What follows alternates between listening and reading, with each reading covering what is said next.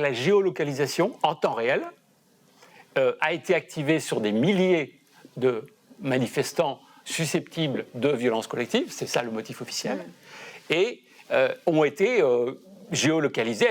Étant géolocalisées, elles pouvaient apparaître et on les voit bouger en quelque sorte en temps réel sur des écrans des services de renseignement. Christophe Castaner, que j'ai longuement rencontré, m'explique cette anecdote qui est effectivement assez savoureuse.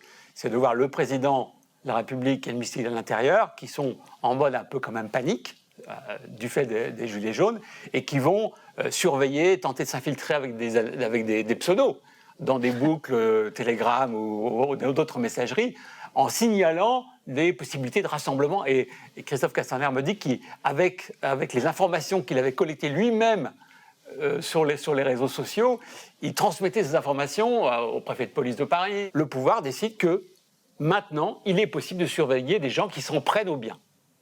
Et ça, c'est nouveau. Ça n'était pas le cas précédemment. On m'a raconté à l'automne 22 que lors de réunions avec les services de renseignement, eh bien, eux, ils avaient des demandes pour surveiller des gens les soulèvements de la terre et d'extinction rébellion, et que l'autorité de contrôle dont je parlais, la commission nationale qui donne son avis sur les techniques, disait non.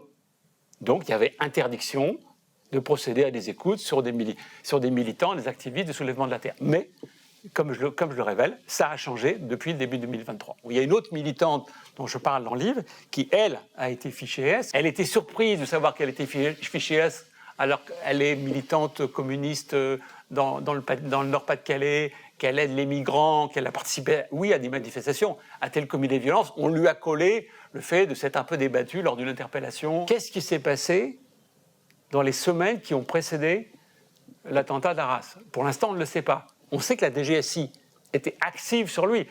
La plupart des attentats depuis ces dernières années, les 10 ou 11 derniers attentats, c'était des gens que les services ne connaissaient pas. Là, en l'occurrence, on n'est pas dans ce cas de figure. On est dans un profil connu, repéré, surveillé depuis très peu de temps, et surveillé avec des gros moyens. Le discours officiel, c'est toujours « il n'y a pas de faille, on déjoue des attentats ». Les services font le maximum. En fait, on constate a posteriori qu'il y a toujours eu des failles, qu'on est mieux équipé, mais il reste beaucoup de trous dans la raquette, et à chaque fois sur des terrains auxquels on ne s'attend pas.